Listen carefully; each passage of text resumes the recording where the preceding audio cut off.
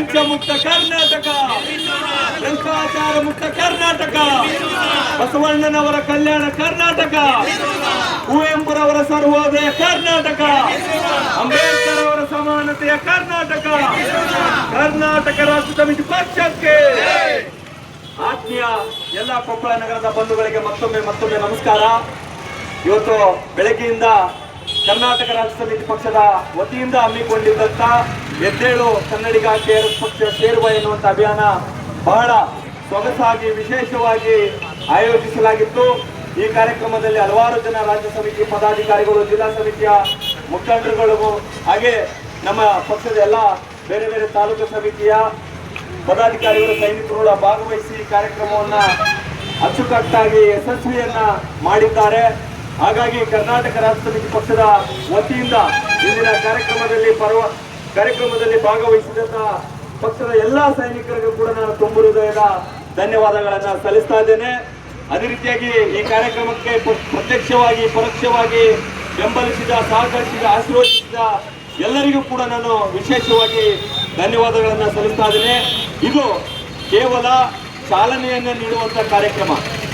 ಇಡೀ ರಾಜ್ಯಾದ್ಯಂತ ಜಿಲ್ಲಾ ಕೇಂದ್ರಗಳಿಗೆ ಭೇಟಿ ನೀಡಿ ಕರ್ನಾಟಕ ರಾಷ್ಟ್ರ ಸಮಿತಿ ಪಕ್ಷ ಹಮ್ಮಿಕೊಂಡಿರ್ತಕ್ಕಂಥ ಅಭಿಯಾನಕ್ಕೆ ಚಾಲನೆಯನ್ನ ನೀಡಿ ಆ ಮುಂದಿನ ದಿನಗಳಲ್ಲಿ ಆ ಜಿಲ್ಲಾ ಸಮಿತಿಯವರು, ಆ ತಾಲೂಕು ಸಮಿತಿಯವರು ಹಳ್ಳಿಗಳಿಗೆ ಈ ಕಾರ್ಯಕ್ರಮವನ್ನ, ಈ ಅಭಿಯಾನವನ್ನ ಜಾರಿಗೊಳಿಸುವಂಥದ್ದು ಜನರಿಗೆ, ಕೇವಲ ನಗರದ ಪ್ರದೇಶದ ಜನರಿಗೆ ಮಾತ್ರ ಜಾಗೃತಿಗೊಳಿಸುವಂಥದ್ದಲ್ಲ, ಹಳ್ಳಿಯಲ್ಲಿ ಕೂಡ ಯುವಕರಿಗೆ, ವಿದ್ಯಾರ್ಥಿಗಳಿಗೆ, ಕೃಷಿ ಕಾರ್ಮಿಕರಿಗೆ, ಬಡವರಿಗೆ, ಹಿಂದುಳಿದವರಿಗೆ, ರೈತರಿಗೆ ಕೂಡ ಅವರ ಹಕ್ಕುಗಳನ್ನ, ಅವರ ಮೂಲಭೂತ ಸೌಲಭ್ಯಗಳನ್ನ ತಿಳಿಸಿಕೊಡುವ ಮೂಲಕ ಅವರಿಗೆ ಕಾನೂನಾತ್ಮಕವಾಗಿ, ಸಾಮಾಜಿಕವಾಗಿ, ಶೈಕ್ಷಣಿಕವಾಗಿ ಜಾಗೃತಿಯನ್ನ ಮಾಡಿ ಮುಂದಿನ ದಿನಮಾನಗಳಲ್ಲಿ ಉತ್ತಮವಾದಂಥ ಆಡಳಿತ ವ್ಯವಸ್ಥೆಯನ್ನು ಕಾಣಲಿಕ್ಕೆ, ಅವರಿಗೆ ಉತ್ತಮವಾದಂಥ ನಾಯಕರನ್ನು ಆಯ್ಕೆ ಮಾಡಿಕೊಳ್ಳಲಿಕ್ಕೆ ತಿಳಿಸುವ ಮೂಲಕ, ಉತ್ತಮವಾದಂಥ ರಾಜಕೀಯ ಪಕ್ಷಗಳನ್ನು ಆಯ್ಕೆ ಮಾಡುವಂಥ ವಿಚಾರಗಳನ್ನು ಅವರಲ್ಲಿ ತಿಳಿಸುವ ಮೂಲಕ, ಅದೇ ರೀತಿಯಾಗಿ KRS ಪಕ್ಷ ಮಾಡುವಂಥ ಜನಪರ ಹೋರಾಟಗಳನ್ನು ಅವರಿಗೆ ತಿಳಿಸುವ ಮುಖಾಂತರ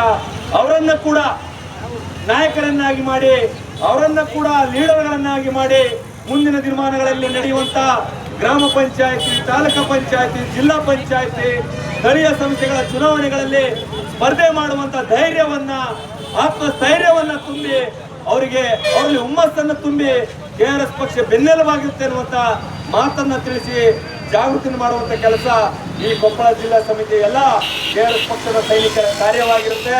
ಹಾಗಾಗಿ ಇವತ್ತಿನ ಕಾರ್ಯಕ್ರಮವನ್ನು ಉದ್ದೇಶಿಸಿ ಹಲವಾರು ಜನ